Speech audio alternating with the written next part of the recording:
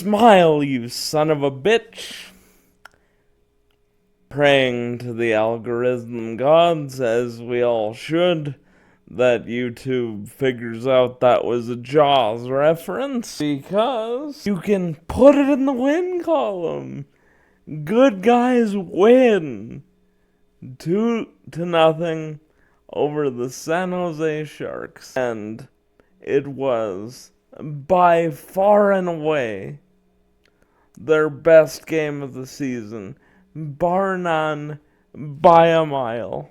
The Flames were great last night.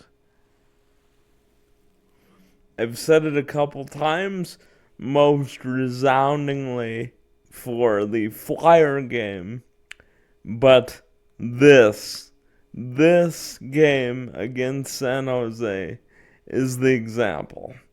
This is the game to show and show again in the film room. Would you like a couple more goals? Would you like the power play to be better? Absolutely. But I will take 95%. That is a high A, and it's the closest by far that we've seen to a perfect 60 minutes from this Flames team. They were dominant from start to finish, with a couple minutes out of the 60 where the Sharks pushed a little, particularly with the net empty, but we'll get into that. The story of last night's pretty simple, really. The Flames forechecked the Sharks to death. They came in waves. And they kept coming, and kept coming, and kept generating opportunities until their opponent finally broke.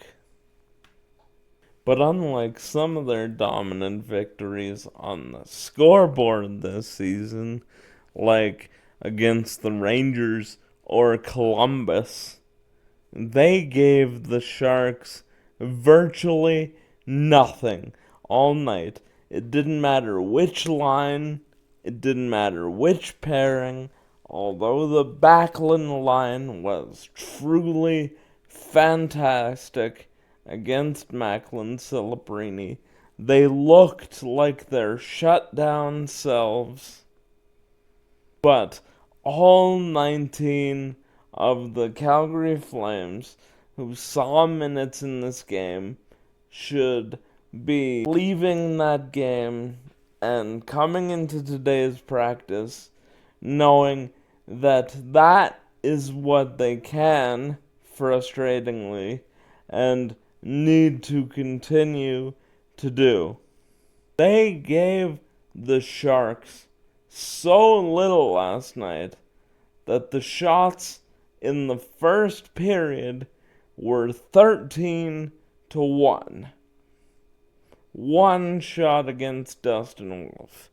Unfortunately, it was a great short-handed chance against, which we've seen far too much this year.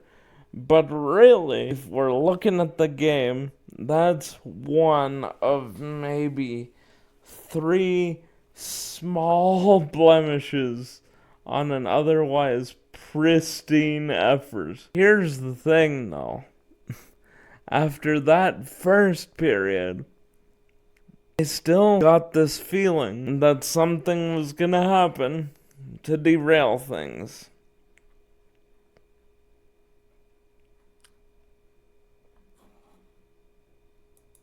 And I got that feeling simply because the Flames had an almost perfect period and didn't score.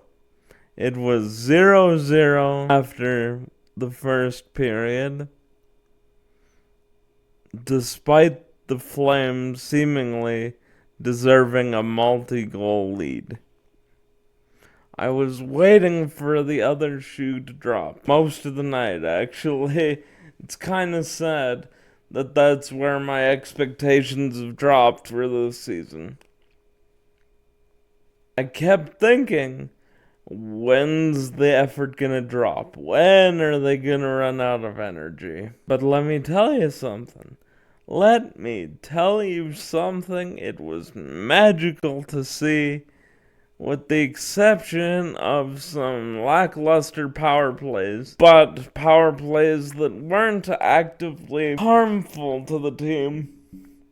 The level of play never dropped, not once, except maybe when the Sharks made a push with the net empty. But they had their net empty because about 4 minutes and change into the second period, on one of the forechecks and waves, the Flames cause a turnover, and Blake Coleman goes in on a breakaway and finally, mercifully, beats Askarov in the Sharks' crease, and it's 1-0, and it's an absolutely beautiful goal. This looked like a Blake Coleman with Tampa finish. It's absolutely wonderful to see, especially with how hard that line worked tonight. They were the scoring difference in this game. And honestly, the Flames deserved to be up double digits in this game with how well they played.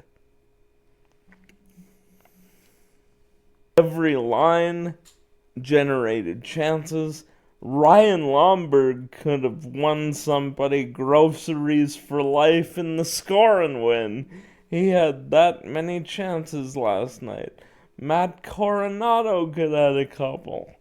The Backlund line cashed a couple times in the end. The D could have got a few. This could have been a massacre, with the exception of Vyacheslav Askarov. The Flames were absolutely robbed on more than a handful of occasions. At the end of the second, shots are 27-6. The Flames, through 40 minutes of this hockey game, gave up 6 shots on Dustin Wolf. Credit to him for staying sharp in the net. Most of the night he could have read a book, and that's the way we'd like it to be. Third period, much the same. Flames take a couple of penalties, including a couple of tough breaks for Matt Coronado, and the Sharks push a little bit, and because it's only 1-0, you got that weird butterfly feeling in your stomach that even though the Flames have played a nearly perfect hockey game, the Sharks are 1 shot away. And then the Flames get a power play with 3:57 left. And my dad described it perfectly. They were playing that power play like they were killing the clock in Madden, which does serve a purpose. It does help you win the game. But a goal on that power play kills off the Sharks entirely. Instead, the Sharks pull the goalie and get 3 or 4 looks to steal, absolutely steal points away from the Flames, which would have been utterly demoralizing. But the Flames make a couple great blocks. Wolf stays sharp in the net. And ultimately, Sam Honzek gets his second of the season into the empty net. He gets rewarded for a great night on the Backlund line. The Flames get rewarded for easily their best effort of the season. Dustin Wolf records his 4th career shutout for staying sharp the few times the Flames needed him. Final shots are 36-16. And do it again. Do that. Exactly that. Maybe the puck goes in a little more, but that is the game to emulate. The Flames are great, and they thoroughly run a pretty good and very talented young Sharks team right out of the dome. This was not close. That 2-0 score is flattering to San Jose. I'm guessing paint was peeled in their dressing room. Do it again, boys. Do it again Saturday against the Jets. Thank you for watching. Do all the YouTube things. Like, share, and subscribe. And, as always, go Flames. That was awesome.